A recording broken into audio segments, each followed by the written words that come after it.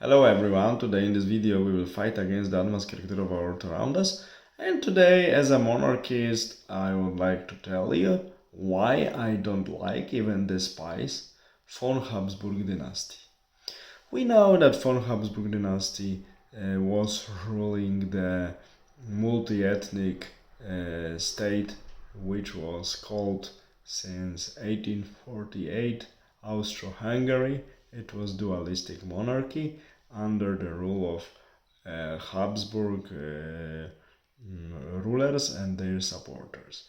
And we know that there is a huge sentiment in some countries, like now partially Croatia, partially Slovenia, and some other territories of Austro-Hungary. There is a strong sentiment towards the representatives of this dynasty because, like Austria itself, the homeland of the rulers, and Hungary experienced during the Austro-Hungarian monarchy huge development, economical, cultural, and increase of the population. But some of the territories, like Galicia, taken from Poland during the partitions, so Austria, those days Austria, participated in first and third partition. They didn't participate in the second partition of Poland in 1793, but they participated in the last one in 1795. So we see that some of the regions like this Galicia, taken on the coast of Poland, Polish-Lithuanian Commonwealth exactly, was backward territory, and it was a market where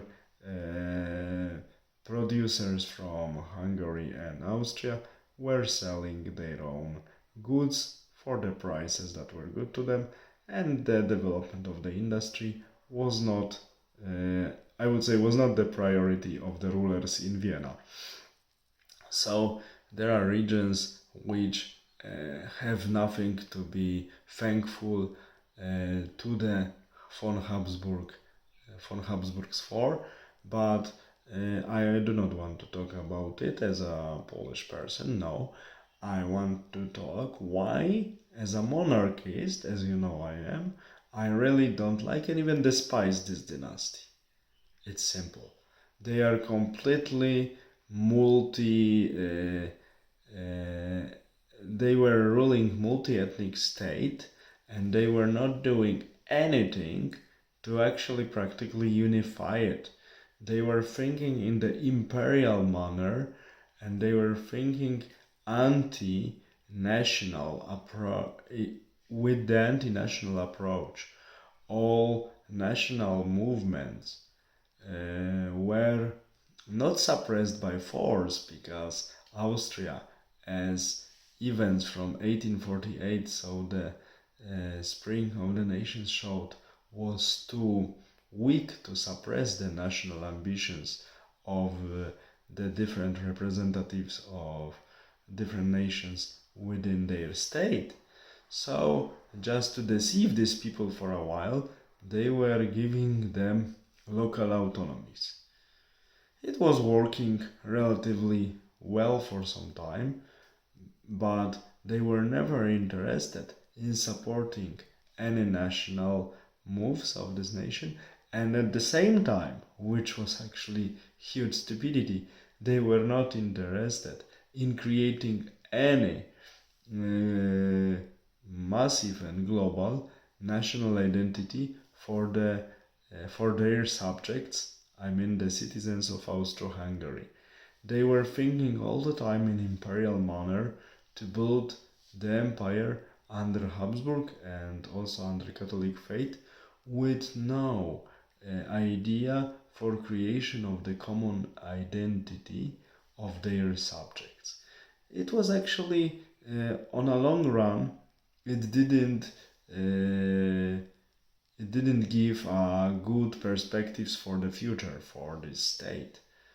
The guy who was killed in Sarajevo in the summer 1914, Prince Ferdinand, was actually the only one. He was actually disliked by the other family members of von Habsburg family. Was the only one who had some idea what can be done with this actually really ill Habsburg monarchy and really unstable, with many separatists and many turbulent tendencies. He wanted to expand on the south and create loose federations between Austria-Hungary and Slavic nations, united by the person of the ruler, so the emperor. As it was more or less in the Roman Empire and its provinces.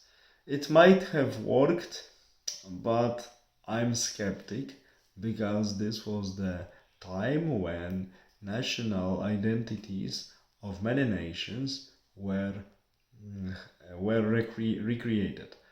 Of course, Polish identity, Czech identity, Hungarian identity, Croatian, and so Italian, and so on and so on and so on. So we need to remember that during First World War, the last war in which Austro-Hungary participated, within the army of the state of Habsburg monarchy, soldiers were speaking 14 languages. So we see the scale of the problem. And then we see that the only person who had idea how this monarchy could exist and expand further, maybe not the best idea, maybe it wouldn't work for on a longer run, but at least he wanted to reform something, he wanted to try. Of course, still within the international imperialist Habsburg manner, but he was killed in Sarajevo and his voices were forgotten. As a monarchist, I'm really supporter of absolute monarchy, because, of course, Parliament also had a little bit to say in Austro-Hungary, so it was more something like constitutional monarchy. But as a monarchist, I'm a supportive of more national-like monarchy, absolute one, like it was created in France. And its creation started from the reign of the Philip the Fair. Philip IV the Fair. Yes, the one who liquidated the Templars. Yes, this one, exactly.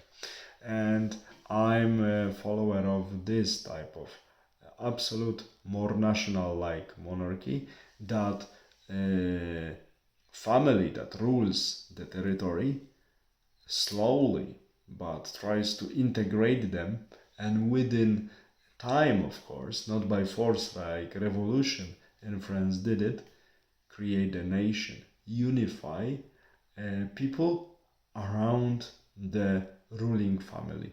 Not like in the case of Habsburg, a monarchy, that they were only dreaming about their empire, about their power, and the other nations that were incorporated with time into their Austrian and later Austro-Hungarian monarchy were used only as a tool for building their empire that was really eclectic.